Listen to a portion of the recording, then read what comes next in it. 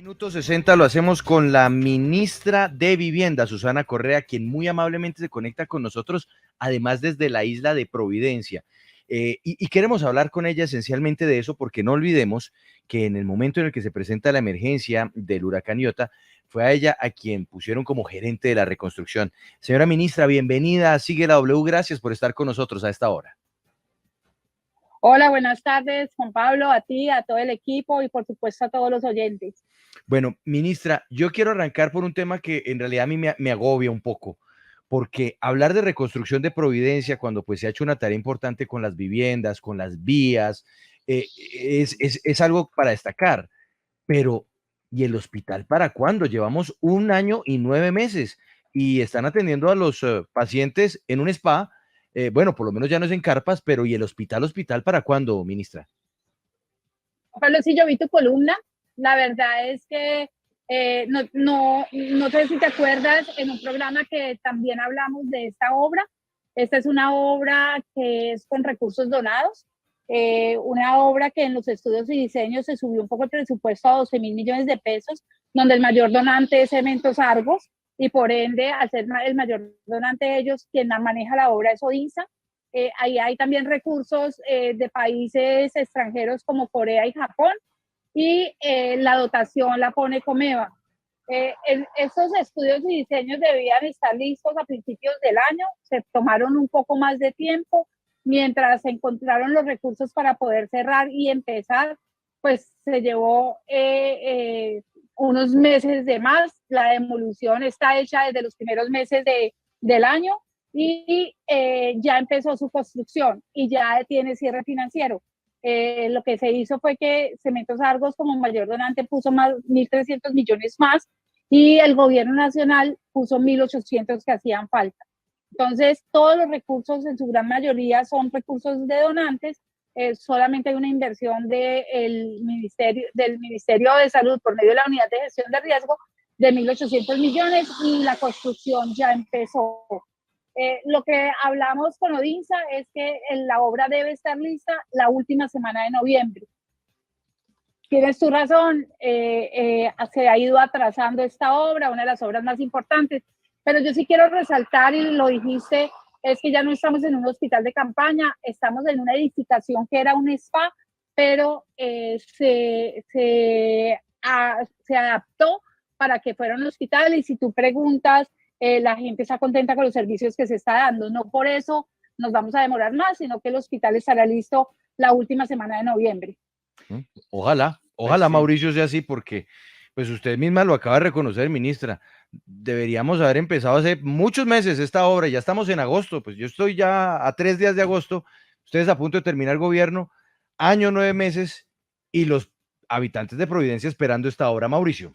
Sí, ministra, hablemos de vivienda, de los subsidios de vivienda entregados en este cuatrenio.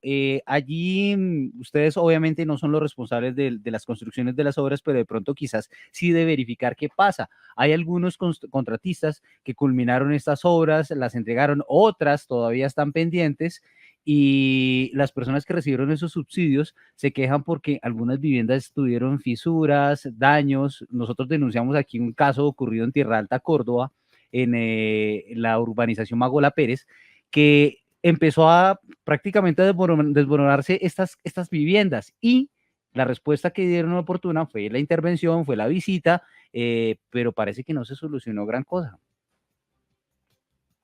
Bueno, Mauricio, entonces, al hablar de subsidios, ahí lo que tenemos que decir es que el ministerio asigna los subsidios a las personas escogen los proyectos de construcción de acuerdo al sitio y a la clase de vivienda o apartamento que ellos quieren.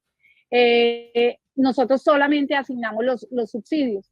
En algunos casos viene el subsidio concurrente, que es el acompañado de la caja de compensación igual, que es una cifra mayor. Pero ya quien es el dueño del proyecto es el constructor y quien escoge el proyecto que se adapte a su situación es el beneficiario. Lógicamente, uno quisiera que todos los subsidios sean aplicados a proyectos de buena calidad y así se está haciendo, pero nosotros no podemos revisar para entregar el subsidio. El subsidio es asignado a esa persona y esa persona es la responsable de escoger ese proyecto que más se adapte a su situación como familia, tamaño de familia, lugar de vivienda, etcétera. Pero, ministra, ¿y qué hacemos con los que ya se están quejando por las goteras, por fallas estructurales? Que incluso la semana pasada entrevistábamos a una vocera veedora en Providencia y nos decía que hay constructores que están diciendo, no, es que se están acomodando las casas y que por eso es que se están presentando estas fallas. ¿Qué es esto? O sea, entonces, espérate, entonces dividamos. Es que pensé que me estabas hablando de los subsidios de vivienda. Sí, estamos hablando de los subsidios de vivienda. Subsidio de vivienda. Providencia, estamos reconstruyendo el 98% que tuvo afectación. Aquí no hay subsidios nomás, aquí estamos entregando la casa entera, ¿sí? Entonces, aquí, este es otro tema. Pensé que me estabas hablando de los subsidios de vivienda en los proyectos que se están dando en todo Colombia, de los cuales hemos entregado alrededor de 249.000. Entonces, seguimos hablando de Providencia. Sí, ministra, y ya le pregunté, Dale, ¿y cómo le respondemos a los habitantes de las casas con goteras y que se están acomodando en el suelo? Entonces, mira, nosotros, o sea, eso pasa en toda parte, en todos los proyectos, tanto en el continente como en esta isla, pasa. Hay un servicio postventa, ya Findeter y todos los contratistas están yendo a cada una de las viviendas a arreglar esas peticiones que se tienen. De hecho, aquí estoy en una de las viviendas de acero, una vivienda donde le pregunto a la beneficiaria si está súper contenta y me dice que sí. Hay un problema de ventanas, que fue el mismo problema que tuvimos con barandas. Esta ya es una baranda nueva que se tuvo que traer totalmente diferente y cambiar todas las barandas de este tipo de casa. Igualmente las ventanas donde en la pared que no tiene techo, lógicamente la madera también se está dañando y lo tienen que cambiar. O sea, tocó pagar eso 2 veces, ministra. No, para nada. Claro. No, eso es una garantía de obra. Eso es una garantía de obra. Ajá. Aquí no se paga nada doble ni nada dos veces. ¿Y esa garantía, entonces, quién la está pagando? ¿Quién paga la baranda nueva o las nuevas maderas? El mismo contratista, el consorcio dueño de estas viviendas, tuvo que cambiar todas las barandas y traer barandas nuevas. Ajá. Ellos tienen un subcontratista, entonces ellos lo que hacen es, ellos son los que responden, a nosotros no nos responden los subcontratistas, sino que nos responden los contratistas como tal. Ministra, hablemos de agua potable. ¿Se le cumplió finalmente a La Guajira? ¿Ya hay por lo menos la posibilidad de que a esos municipios en la Alta Guajira les llegue agua potable?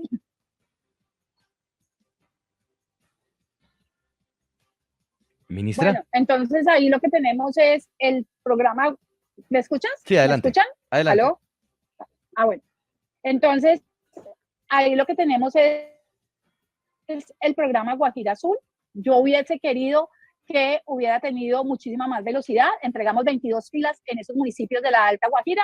Las 22 filas están andando. Las 22 filas es una pila productora y las otras adyacentes en cada uno de los campos. Hay campos de 5, hay campos de 6. Todavía nos faltan muchísimas de esas filas. Nosotros tenemos que seguir. Lamentablemente esas filas, ese programa estaba indexado al Sistema General de Participaciones y cuando a la gobernación la sacan de una intervención que tenía, pues cuando se sale de la intervención, la gobernación se lleva el programa y quien tiene que terminar de ejecutar el programa de Guajira Azul es el Plan Departamental de Aguas de la Gobernación de la Guajira. Hemos venido hablando con Andreina para que vuelva a tener el mismo dinamismo y las pilas con las cuales nos comprometimos estén terminadas antes de que se acabe el año. Los otros proyectos de Fonseca y de Riohacha siguen su ejecución normalmente y son proyectos que van al día en su ejecución. Pero esta ejecución de esos programas de acueducto ya quedan prácticamente para que los defina el próximo gobierno, o en este gobierno va a quedar por lo menos el compromiso de que va a haber una fecha de entrega para los acueductos en la Alta Guajira, en los municipios que tanto lo han necesitado y que por corte constitucional se debe cumplir. Entonces, las obras de Fonseca y Riohacha, que también son Alta Guajira, son proyectos que ya se están ejecutando y que van a ser terminados antes de que se acabe el año, lógicamente en el siguiente gobierno, que ya no alcanzamos en este, pero siguen su ejecución. Las pilas las tiene el Plan Departamental de Agua de La Guajira. se tuvo que pasar el cuando se acabó la intervención de la gobernación con el Sistema General de Participaciones. El programa se tuvo que ir hacia allá. Como le digo, hemos venido hablando con la gerente y para que pueda continuar con la ejecución de esos programas. No se tienen que terminar, los recursos están allá, están en la gobernación, en el Plan Departamental de Aguas. Los otros proyectos como Fonseca y Riohacha simplemente continúan su ejecución. Ministra, le voy a hacer una invitación. Tengo que hacer una pausa comercial, pero si usted me da, por favor, 2 minutos, continuamos con usted en Sigue la W en Digital para que podamos avanzar en otros puntos claves del cierre de su gestión, volver a hablar un poquitico de Providencia, porque a mí me queda una inquietud y otros asuntos que tanto Mauricio como Andrea le quieren plantear. Nos da, por favor, 2 minutos para que bajemos al estudio de Sigue la W Digital y continuamos. Claro que sí. Listo, ministra. Claro. Entonces, hacemos una pausa. Ya llegan Peláez y de Francisco a la radio. Nosotros seguimos con ustedes en Sigue la W Digital. Estamos con la ministra de Vivienda. Más adelante nos iremos a Flandes, en donde denuncian a una constructora por entregar viviendas sin servicios públicos. Esto es como la historia de nunca acabar en Colombia. Y también hablaremos de otro asesinato a la miembro de la comunidad LGBTI en Medellín. Volvemos, Sigue la W.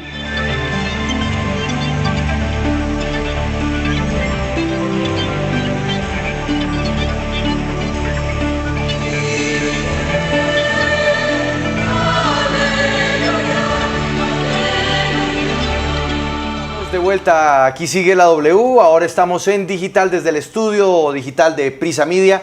Los saludamos, gracias a ustedes que se conectan con nosotros a partir de este momento y vamos a encadenar nuevamente la entrevista que estábamos empezando hace un instante con la ministra de Vivienda, Susana Correa, con quien queremos hablar de distintos aspectos al cierre de su gestión. Estamos ya, imagínense, Andrea, a una semana y media del cambio de gobierno. Por eso es importante hacer un corte de cuentas, un balance, lo hemos venido haciendo con diferentes funcionarios que dirigieron las carteras más importantes del gobierno de Iván Duque, para saber cómo queda el país y también cuál es la responsabilidad que va a tener el gobierno entrante de Gustavo Petro.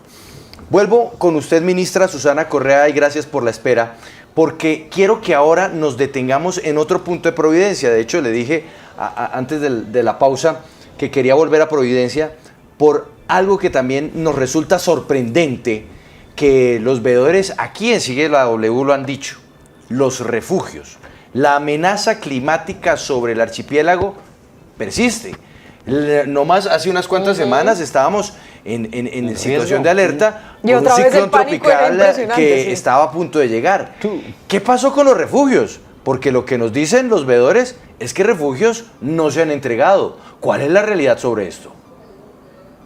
Juan Pablo, los refugios todos están entregados. De hecho, para la tormenta tropical Bonnie, que yo estuve acá y me quedé acá, estaban todos dispuestos, no fue nadie. La verdad es que pienso que las personas ya se sienten muy seguras en sus casas y no fueron a los refugios, pero los refugios todos están hechos. Está hecho el refugio del Padre Benito, porque en el caso del Padre Benito no solamente volvimos refugio el centro juvenil, sino que también volvimos refugio su casa. Está la Iglesia Católica de Casabaja lista como refugio, está la Iglesia Bautista New Life lista como refugio, está la Casa de Música lista como refugio. De hecho, hay otras edificaciones, como una edificación que está terminando Pro Archipiélago, que es un centro juvenil, que también tiene las características de refugio, la bodega del aeropuerto, que la hicimos también totalmente lista para aguantar los vientos mayores a 260 kilómetros por hora, está lista. En todos los puntos diferentes de Providencia hay un refugio. Ahora, en Santa Catalina nos habían donado una vivienda de cemento que simplemente teníamos que acoplar como refugio. Lamentablemente los documentos legales para nosotros poder trabajar en ella no estuvieron. Entonces Santa Catalina es una isla que no tiene refugio, lo tengo que dejar claro. Sin embargo, lo que se tiene con el señor alcalde, con la alcaldía, es que en el momento de un evento tenemos que pasar la gente de Santa Catalina hacia acá, si no consideran que no se deben quedar en sus viviendas, porque en Santa Catalina también las viviendas están garantizadas contra huracanes. Claro, pero me sorprende, ministra, que usted nos diga que ya están los refugios ¿Y cómo es posible que los habitantes de Providencia nos digan todo lo contrario? Insisto, es que fue hace 2 semanas, menos, la semana pasada. Hablamos con una veedora en Providencia, ya nos dijo no hay refugios. Hay unas construcciones a las que les ponen el letrero de refugio, pero refugio como tal, no hay nada habilitado. Alboni, no. Son refugios. ¿Por qué no, si quieren, anoten los nombres y pregunten por esos refugios exactamente? Y son iglesias que volvimos refugios con todas las garantías que se tienen, con todas las garantías y con todas las características como refugio para que aguanten cualquier tipo de evento tropical o huracán. Bien, ministra, hace poco se dio una decisión importante, un fallo que dio la Corte Constitucional donde le ordena al presidente Iván Duque y por supuesto también al ministerio que usted dirige para que entreguen soluciones inmediatas a la población desplazada que fue desalojada de algunos terrenos durante la pandemia. Y eso nos lleva a hablar justamente de esas viviendas que algunas comunidades desplazadas dicen que no les han podido entregar, pero particularmente sobre ese fallo y sobre esas soluciones que ustedes le tienen que responder a la Corte y a las víctimas de desplazamiento. ¿Cuál es la respuesta? Bueno, nosotros ya le respondimos a la Corte Constitucional como ministerio, ya se ha ido dando las respuestas que ellos pues querían. Nosotros no somos los que construimos esas viviendas, nosotros acompañamos el proceso y así se le dijo precisamente a la Corte. Ministra, hablemos de todos estos programas de vivienda, que tiene que ver con los jóvenes que adquirieron sus subsidios para poder comprar su apartamento. ¿Cuántos se otorgaron finalmente? ¿Cuántos subsidios se otorgaron a las familias que también estaban en espera de que se les otorgara estos incentivos para vivienda de interés social? Háblenos un poco de esos resultados en estos 4 años, por favor.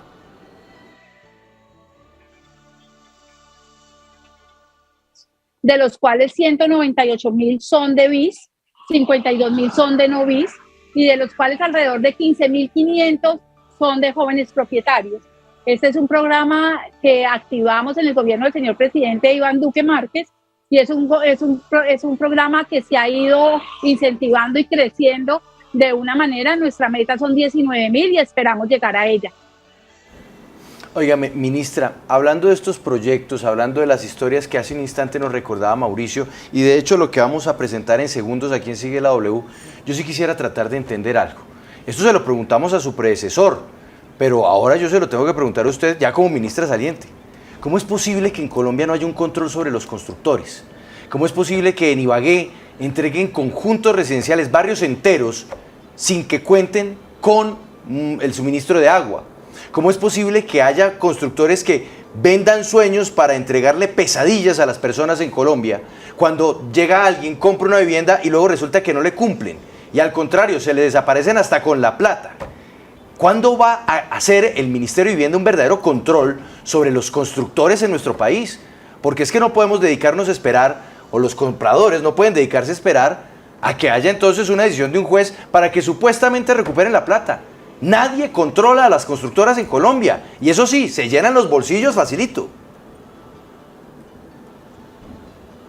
Bueno, yo creo que ese es un tema de bastante como delicado, pero nosotros no somos realmente los que controlamos los constructores son empresas privadas y cuando hay situaciones como esas, pues tiene que ir donde el ente que corresponde, que son los juzgados con demandas. Ahora, lo que sí estamos viendo y es claro que hemos venido viendo problemas es que se están haciendo urbanizaciones y las alcaldías no están dando permisos de servicios públicos y ahí es cuando se deben parar o se debe pedir para que estos proyectos empiecen a realizarse, tener ya autorizado el servicio público, si no, no puede empezar. De hecho, tenemos varios casos en el Valle, supongamos en Jamundí, en donde mientras el alcalde no dé el servicio público, no dé la autorización de agua, pues la urbanización no puede empezar. Entonces yo creo que ahí seguramente deben haber otros factores, porque así es la norma y las casas no pueden empezar o los apartamentos no pueden empezar si no tienen ya el aval de los municipios por los servicios públicos. Pero perdóneme, ministra, yo entiendo que usted me diga que no controlan a los constructores, pero es que sencillamente entonces nadie los controla.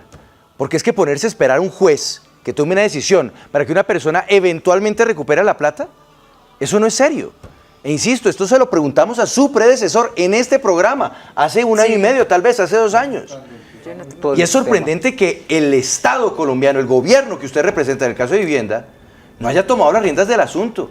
Es que son decenas de miles de colombianos a los que están tumbando los constructores. Entonces pareciera que los constructores tienen corona y entonces ahí sí le dicen a las pobres víctimas, vayan donde un juez, en lugar del Estado, el gobierno que usted representa en el sector vivienda, pues tome las riendas del asunto.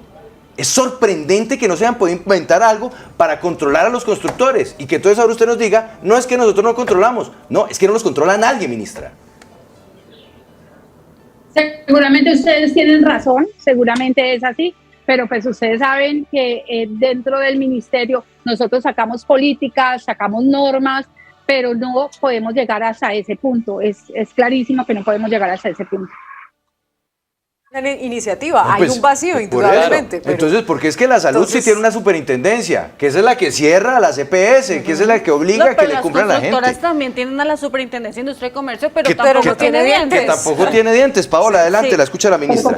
Yo quiero preguntarle, ministra, ya se viene la discusión del presupuesto general del próximo año y quiero saber cómo va a quedar dentro de este proyecto de ley la plata para subsidios de vivienda de interés social y también Mi Casa Ya. El programa Mi Casa Ya le van a dar continuidad. Esto le interesa mucho a muchos colombianos. Claro que sí. Nosotros como gobierno dejamos los recursos hasta diciembre 31 del 2022. De hecho, parte de uno de mis retos en estos 4 meses que tengo esta cartera era precisamente conseguirme los recursos para dejar el año 2022 cubiertos. Lo que necesitamos es llegar más o menos al mismo promedio que se hicieron en el 2021. Pero en el anteproyecto de presupuesto también están los recursos para el año siguiente, 2023. Sin embargo, parte de lo que hemos recomendado y sugerido al siguiente gobierno es precisamente tratar de tener muchos más recursos de los que nosotros estamos recomendando, porque se han ido incrementando los subsidios muchísimo y las personas están pidiendo muchísimo que podamos tener los recursos para asignar subsidios. Entonces, dentro del anteproyecto están los recursos, pero simplemente se le está pidiendo al próximo gobierno que ojalá los puedan subir. Revisando los listados de las personas que son beneficiarias de estos subsidios, porque hay muchas personas, según nos han llegado denuncias, que no merecen que se les entregue estos recursos para comprar su vivienda. ¿Quién va a controlar eso? ¿Cómo se está controlando? Porque son muchas las quejas que hay, de incluso personas que no están viviendo en esos sitios y están entregándosele estas viviendas. Entonces, hay unos requisitos para los subsidios.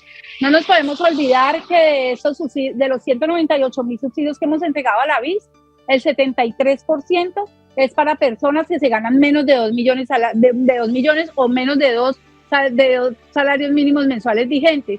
Lo que estamos viendo es que los subsidios casi todos se están yendo para familias en situación de vulnerabilidad y eso nos parece muy bueno. El 73%, el otro 27% de esos BIS se van para personas que tienen ingresos entre 2 y 4 millones de pesos al mes.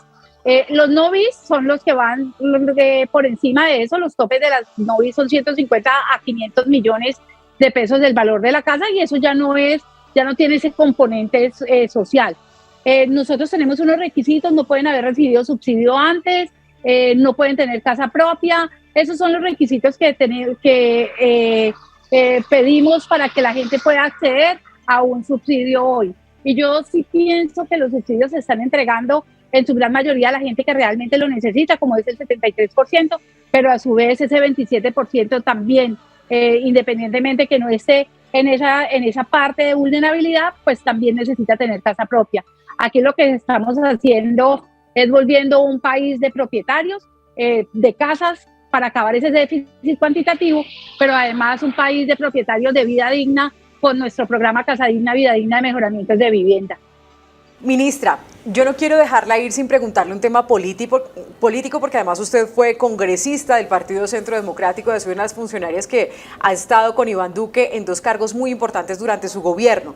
Usted renunció el 31 de marzo al Partido Centro Democrático, mantuvo su ratificación de agradecimiento con el expresidente Álvaro Uribe Vélez, pero ¿usted por qué se fue? ¿Quién saboteó el gobierno de Iván Duque desde el Centro Democrático? No, creo que fue una decisión muy personal, una decisión que quise tomar en ese momento, la había tomado desde principios de marzo, la carta estaba allá, simplemente la hicieron pública en el momento que pasó al ministerio, pero era una decisión personal que venía pensando desde hace rato, viendo algunas decisiones que estaba tomando el partido con las cuales yo no estaba de acuerdo y por eso tomé esa decisión. Estuvo de acuerdo. ¿Por qué usted decide dar un paso al costado del Centro Democrático? ¿Cuáles fueron esas decisiones? ¿Cuáles fueron? No, hay muchísimos factores que no los quisiera traer, es más una decisión personal. Claro, pero con una incidencia política que se está viendo reflejada en este momento al final del gobierno Duque de debilitamiento del Centro Democrático. Pues un debilitamiento absoluto, pero venga. Grietas. Y entonces usted ya no está con el Centro Democrático. Políticamente, ¿dónde se puede decir hoy día que se ubica Susana Correa? En ninguna parte, Juan Pablo. La verdad es que políticamente me quedé quieta, estoy simplemente terminando el gobierno del señor presidente Iván Duque Márquez y mi deseo es volver a la empresa privada y yo creo que eso es lo que voy a hacer. Muy bien. Señora ministra, muchas gracias por estos minutos en Sigue la W, por responder estas preguntas al cierre de su gestión. 1 semana y media le queda ya al gobierno Duque y por eso queríamos conversar con usted para poder resolver todas estas inquietudes que quedan en punta al cierre del gobierno. Muchas gracias. Muchas gracias, Juan Pablo, a ti y a todo el equipo y buenas tardes para todos.